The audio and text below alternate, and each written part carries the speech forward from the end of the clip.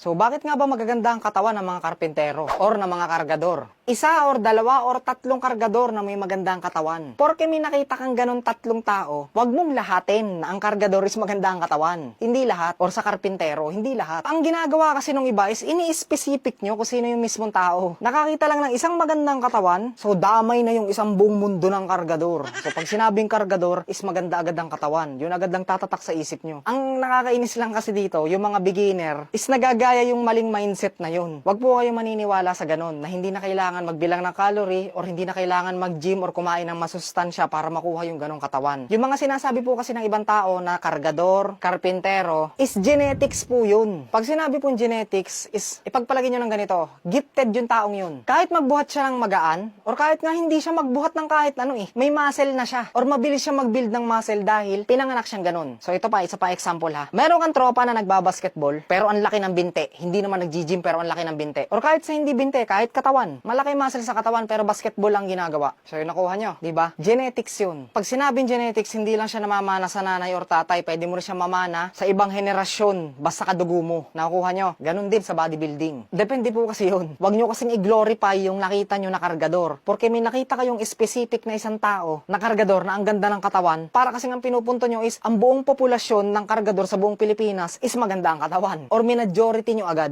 ginawa nyong exage or ginawa nyong OA na kung tutuusin is ang layo sa katotohanan. Kung ang pagkakargador at pagkakarpintero lang pala ang solusyon sa pagganda ng katawan, ay bakit pa nag-gym ang mga bodybuilder na professional? Hindi nyo ba nagegets yun? Bakit ang daming mga artista, professional bodybuilder ang nagbibilang ng calorie at nag-aayos ng diet nila at nag-gym? Or sa pagkakarpintero lang or sa pagkakargador is mabilis lang makuha pala yung ganong katawan. Dahil unang-una, hindi po lahat ng genetics ng tao is pare-pareho. Yun lang lagi nyong itatatak sa utak nyo. Hindi po lahat ng genetics ay pare-pareho. At yung iba pang sinasabi ng iba, na ba't daw ang kargador at ang karpintero? Ang lakas naman daw kumain, pero payat pa rin. So, babalik uli sa yung tanong. So, bakit meron akong nakikitang kargador na mataba?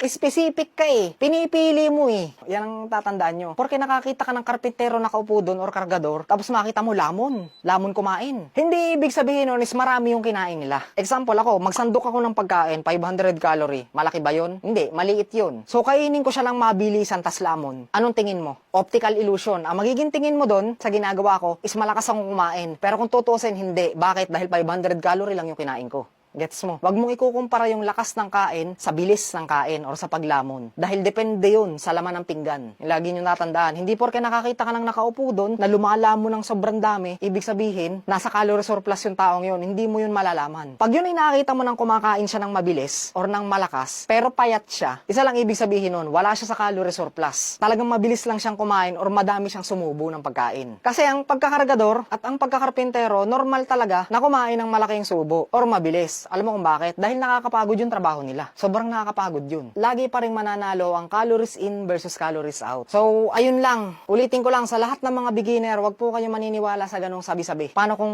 kagaya pala kita, na may genetics na ganito? Yan ako dati Pero nagawa kong iayos ang katawan ko, pagandahin na naaayon sa gusto ko. Ang kailangan mong gawin is kumain ka ng masusustansya. At kung may pera kang pang-inquire sa gym, is mag-gym ka. So yun, sa susunod na lang ulit. Maraming salamat. Subscribe and follow Clouds Fitness for more fitness content.